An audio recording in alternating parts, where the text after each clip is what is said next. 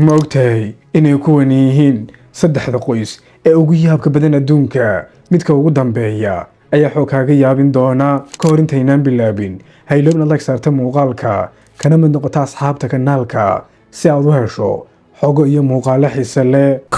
Safaraj family. Qoyskan waxaa lagu magacaabaa Safaraj ama qoyska casaanka iyo cadaanka noloshoodu ahayd. Waa qoys caan ka ah gobolka Punjab ee dalka India.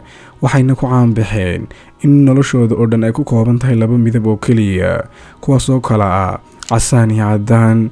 Tan waxay ka muuqanaysaa wax walba: dharkooda, baabuurtooda, guryahooda, xitaa qalabkooda korontada. Waxayna sidaas ku noqdeen qoyska adduunka ugu yaabka badan. ALI-ZIYAAD family. Qoyskan waxaa lagu magacaabaa reer ALI-ZIYAAD.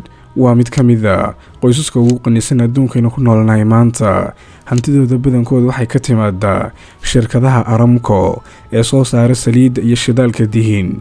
Waxayna ku nool yihiin qasriye aad u waaweyn sida qasriga Al-Yamama oo leh in ka badan 1000 qol. Sidoo kale waxay leeyihiin doonyo raaxo oo qaaliya, diyaarado gaara iyo baabuur dahab lagu dahaadhay oo gaara. Waana mid ka mid ah qoysaska ugu yaabka badan adduunkayna ku noolnahay maanta. Trump family. Qoyskan waxaa lagu magacaabaa Trump family. Waa qoyska ugu dheer adduunka. Waxayna ku nool yihiin dalka Mareykanka.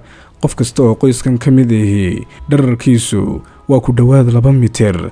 Kan ugu dheer waa wiilka Aadam oo gaadhiga dhererkiisu 2.20 mitir, halka midda ugu gaabanna ay tahay hooyadood oo ah dhererkeedu 1.90 mitir.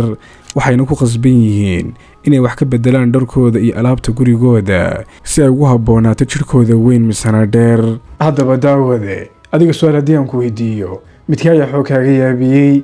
qaybta commentiga hoose iigu sheeg. Ha iloobin inaad follow noo saarto YouTube iyo Facebook profile-ka saaranna aad subscribe dhahdo.